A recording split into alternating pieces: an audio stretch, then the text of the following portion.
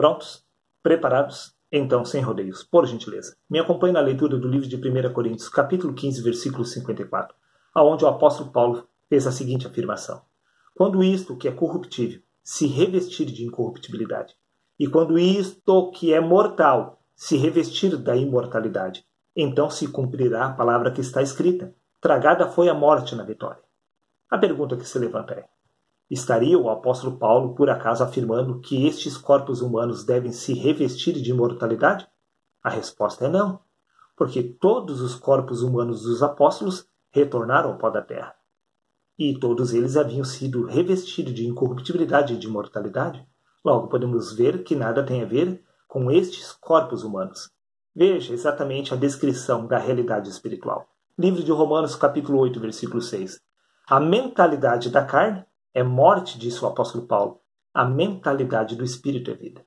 A mentalidade da carne e do homem deve ser revestida com a mentalidade do espírito. Então é tragada a morte na vitória neste dia. Veja, livro de 1 Coríntios, capítulo 2, versículo 16, Paulo acrescenta: mas nós temos a mente de Cristo. Sim, a mentalidade da carne dos apóstolos havia sido revestida pela mente espiritual de Cristo. Neste caso, podemos entender que o que é revestido de incorruptibilidade e de mortalidade é a mentalidade da carne, e não este corpo humano. Porque Paulo compreendeu, veja, o que consta no livro de Colossenses, capítulo 3, versículo 4. Quando Cristo, que é a nossa vida, se manifestar. A verdadeira vida do homem se chama Cristo. A vida do homem é espiritual. Nada tem a ver com a vida deste corpo, que é mortal. A verdadeira vida do homem se chama Cristo.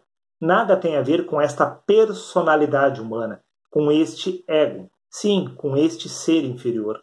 Porque a verdadeira vida do homem é Cristo. Cristo é a nossa verdadeira vida. Por isso disse Paulo: já não sou mais eu quem vive, mas é Cristo que vive em mim. Quando a verdadeira vida se manifestou, Paulo percebeu que, na essência, sua personalidade humana era apenas uma pedra de tropeço. Sim, um véu que foi removido e estabelecido exatamente quem ele era desde o princípio, o próprio Cristo. Paulo foi capaz de reconhecer esta verdade, que o ego, sim, estes pensamentos da carne, são, na verdade, pensamentos de morte. Sim, esta é a morte que nos afasta da vida, esta mentalidade deste falso eu. Nós devemos assumir a nossa verdadeira identidade. Repito, quando Cristo, que é a nossa vida, se manifestar. Quando Cristo se manifestar, você entenderá que desde o princípio você era o verdadeiro ser, que é o ser de Deus, que é o próprio Cristo. Veja o que consta no Evangelho de João, capítulo 11, versículo 26. E todo aquele que vive, disse Jesus, e crê em mim, nunca morrerá. Crê tu nisto? Entenda, meu querido amigo, não me entenda mal. Todos os apóstolos morreram. Você não vê nenhum deles caminhando pelas ruas nos dias de hoje. Mas Jesus afirmou: todo aquele que vive crê em mim. Os apóstolos acreditavam em Cristo. Jesus disse que eles nunca morreriam. Sim, de fato eles nunca morreram. O que morreu foi estes corpos humanos. Mas os apóstolos não se identificavam mais com este falso eu. Eles perceberam que na essência eles eram o próprio Cristo, porque a partir de então eles possuíam a mente de Cristo.